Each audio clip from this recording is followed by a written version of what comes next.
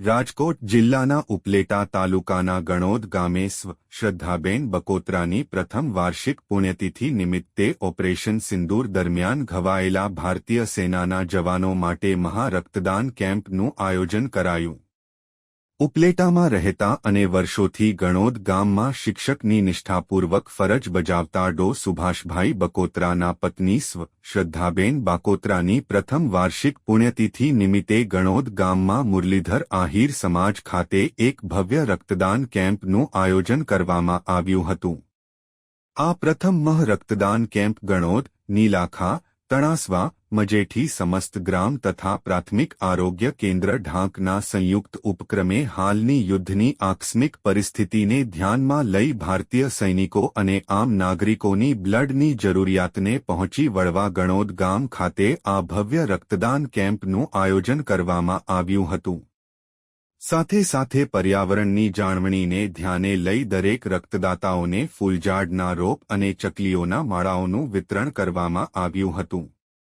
આ સમગ્ર આયોજનમાં ગણોદ સ્કૂલના દરેક શિક્ષકો, કર્મચારીઓ, આહિર સમાજના વિવિધ આગેવાનો, યુવાનો, વડીલો, મહિલાઓ સહિતના લોકો મોટી સંખ્યામાં ઉપસ્થિત રહી જરૂરિયાતમંદ લોકો માટે બ્લડ ડોનેટ કરી દેશપ્રેમની ભાવના અને ભારત દેશના વીર જવાનોની રક્તની જરૂરિયાતને પહોંચી વળવા વધુમાં વધુ રકત એકત્રિત કરી પોરબંદર સિવિલ હોસ્પિટલને સુપ્રત કરાયું હતું।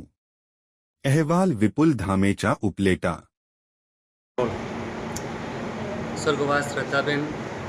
સુભાષભાઈ બકોત્રાની પ્રથમ વાર્ષિક પુણ્યતિથિ નિમિત્તે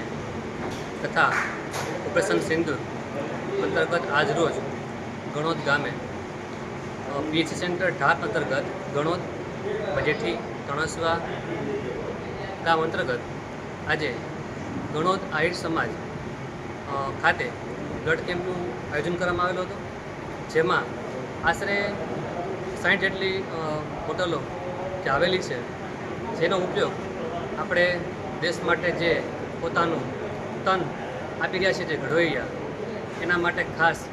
ગામના લોકોએ, આજુબાજુના ગામના લોકોએ બધા ભેગા મળી અને જે એનો કિંમતી સમય આપી અને દેશ માટે તન, મન અને ધનથી કોઈ પહોંચી વળે કે ના વળે પણ લોકો આજે લોહી આપીને જે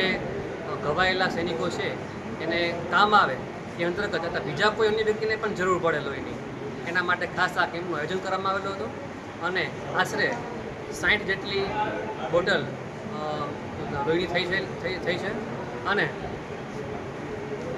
સિવિલ પોરબંદર ભાસી હોસ્પિટલ સિવિલ જે બ્લડ બેંકનો સ્ટાફ અહીં આવી અને લોહી એકત્ર કરી અને તે પોતાની સંસ્થામાં લઈ જશે। આભાર।